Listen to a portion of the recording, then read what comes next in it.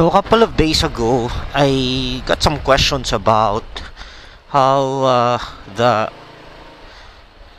combi brake system of Honda works, and I thought I have answered this in some of my vlogs. Pero anyway, since we're here and I've brought it all up, might as well answer it, right?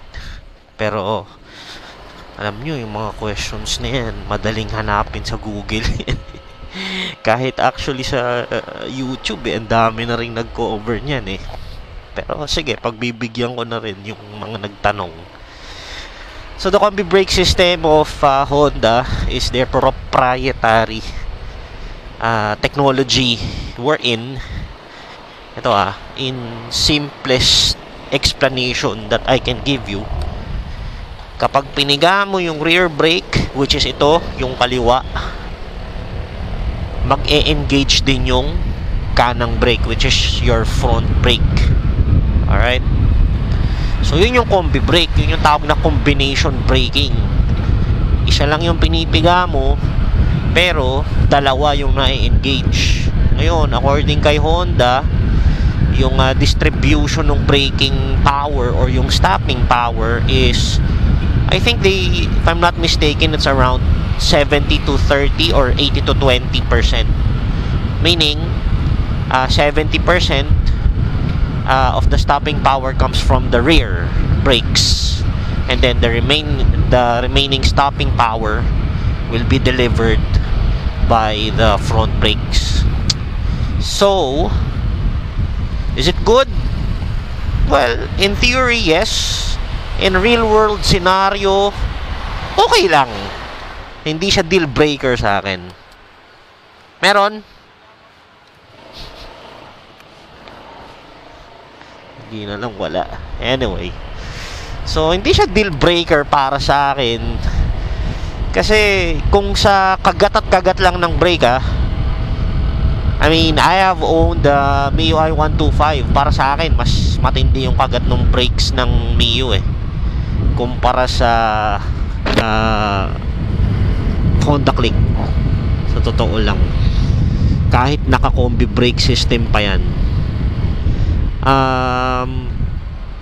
Is it better?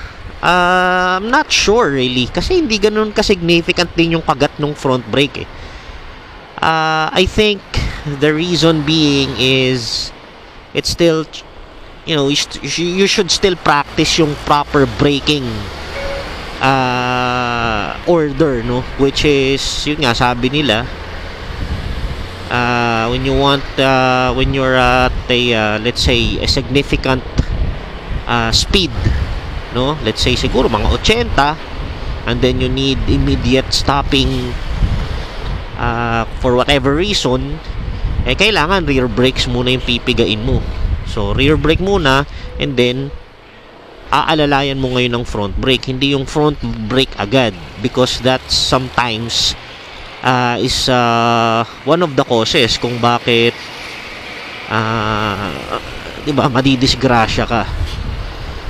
Kaya dapat laging in partnership, kumbaga. Diba? So, kaya ginawa rin ni Honda yan, yung combi brake system. Alright? Para kahit pa paano, diba? May tulong pa rin naman siya, no? Para sa akin, may tulong pa rin siya kasi na-engage yung front brake mo But at the end of the day, it's all about proper braking, which is rear brakes muna, and then complement it with diba, the front brakes. Right? So, ganun lang yun.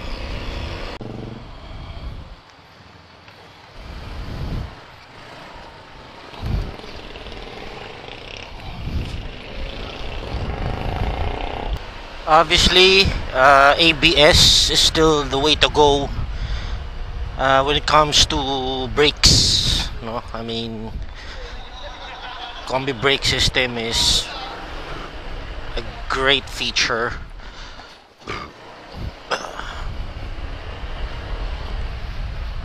But at the end of the day, it's ABS is, for me, should be mandatory for all motorcycles.